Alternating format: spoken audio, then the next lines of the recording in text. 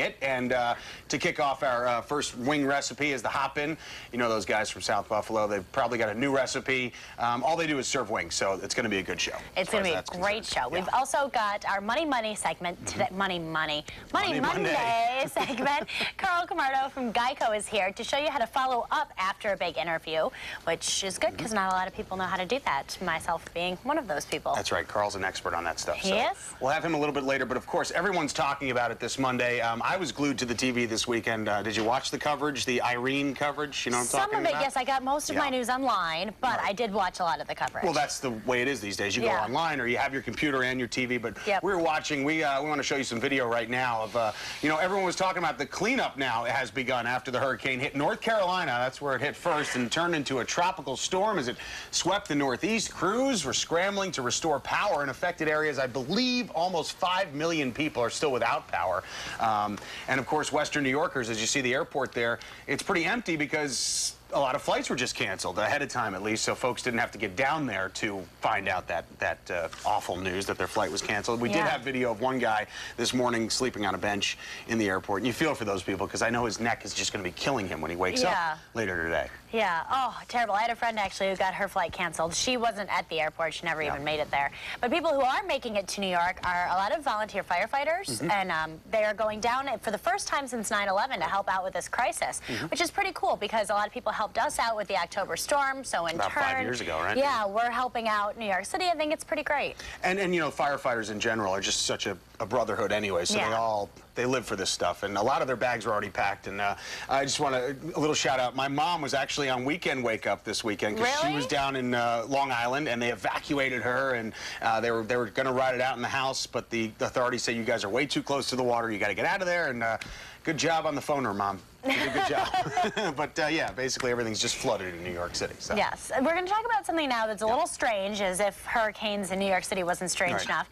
You probably know somebody who's gotten their teeth whitened before, but now people can have their eyeballs whitened. This is just too weird.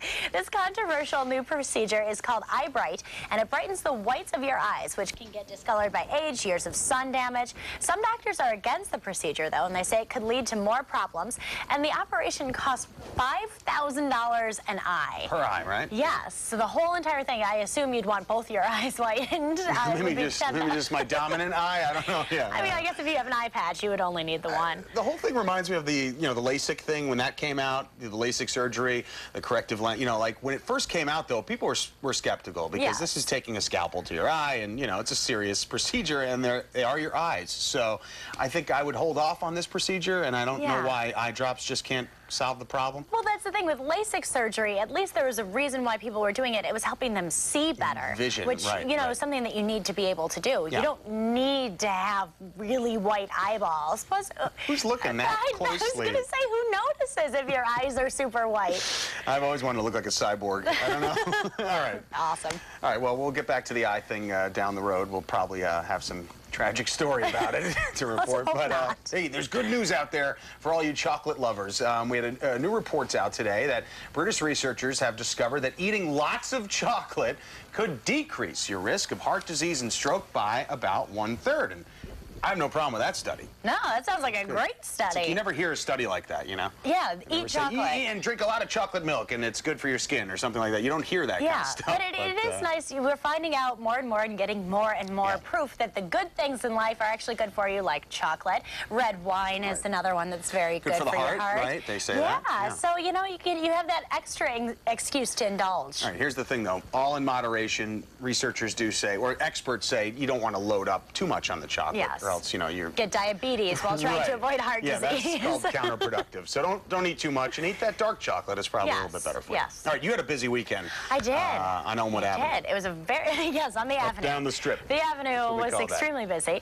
Lauren Hall and I, our producer right there, there's the two of us, we were in a Dance with the Habit Dance Project, which is a local sort of company collective, and we performed a beautiful little number to James Brown's This Is a Man's World, and hate watching myself dance, although I am extremely talented. You really are, though. No, when you get the chance to show it, you're pretty darn good. And so is Lauren. I mean, I don't know where she is now. She probably went and grabbed a sausage or something.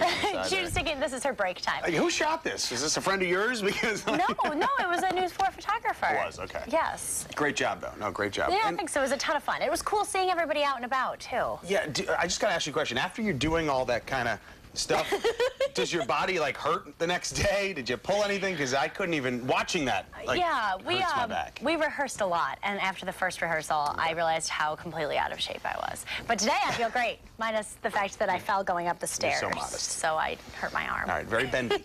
Yes. Like what I saw. Bendy. All right. Okay, here we go.